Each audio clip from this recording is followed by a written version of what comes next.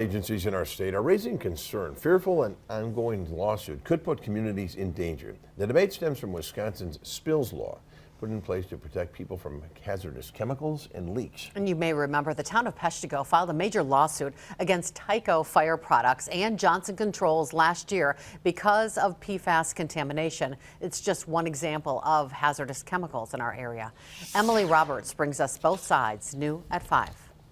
If you make a mess, you are responsible for cleaning it up. Environmental agencies raise concern over what they say is a legal attack on a Wisconsin law that's been on the books more than 4 decades. Under the spills law, DNR is required to be notified of the discharge of any substance that might pose a hazard to public health or the environment. Wisconsin Manufacturers and Commerce suing the state. This complaint alleges that the Wisconsin Department of Natural Resources can, quote, freely change what substances and concentrations of substances are considered a hazardous substance, end quote.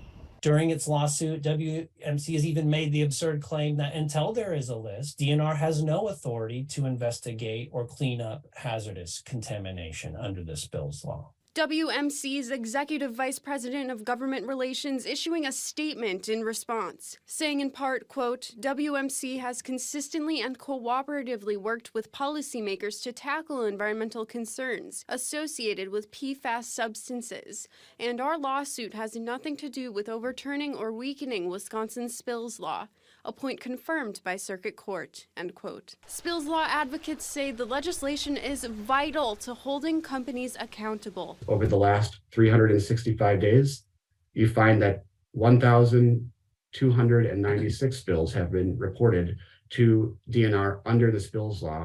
If we lose the spills law, do we think that polluters will voluntarily report when they release hazardous substance into the environment? WMC saying, quote, the law is clear that state agencies must go through the proper rulemaking process to ensure the public knows exactly what the standards are.